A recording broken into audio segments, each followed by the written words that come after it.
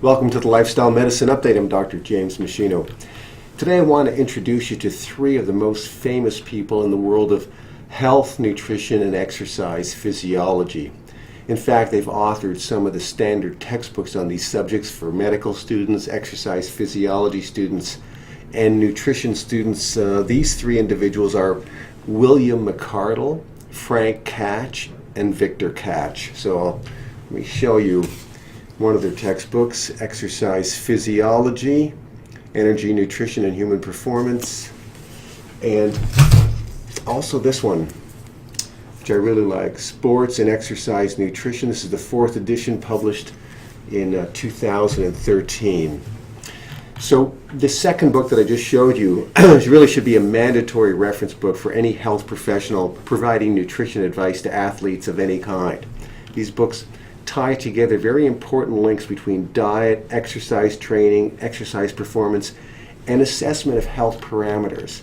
Now, on page 450 of that book, they cite studies that show how important a person's waist circumference is in assessing health risks for many conditions. In other words, we've known for a long time that if a man has a waist circumference above 35.4 inches, or if a woman has a waist circumference above 32.7 inches, then it puts them at increased risk for heart and cardiovascular disease, type 2 diabetes, gallstones, various cancers including breast cancer, endometrial cancer, prostate cancer, colon cancer, as well as macular degeneration, which is the leading cause of blindness in people over the age of 55, and also all-cause mortality. That means they have a greater chance of dying from all causes combined compared to people that have a lower waist circumference. They show that the higher your waist circumference goes, the greater becomes the risk of these conditions. So by the time a man's waist circumference is over 40.2 inches, or a woman's waist circumference is above 36.6 inches, it correlates with a very high risk of developing the diseases that I just mentioned, as well as all-cause mortality.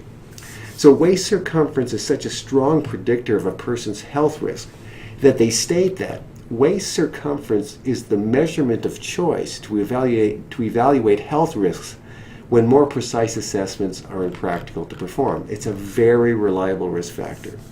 So all that is required is that you get a tape measure and measure the distance around your abdomen at the level of your belly button.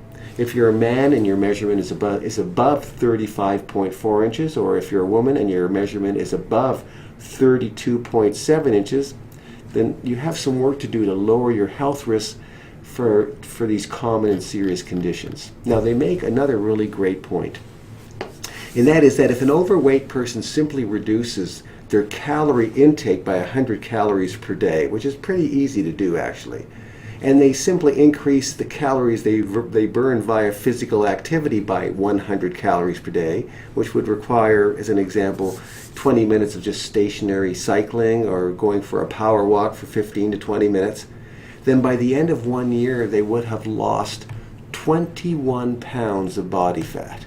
That would get a lot of people back to a waist circumference in the safe and healthy range. So if you need to get back to a healthy waist circumference, or you know someone else that would benefit from this very simple strategy, then I suggest you put this simple action plan into motion, or forward this information to someone who is looking for a non-stressful way to get back to a healthier weight and waist circumference.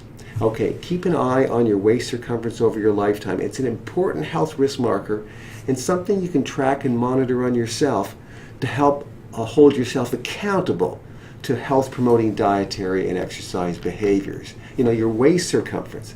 Keep an eye on it and measure it every 6 months. It's easy to do. And eat and exercise in a way that keeps it in the ideal range over your lifetime. Okay, good luck with your wellness goals. Thanks for watching.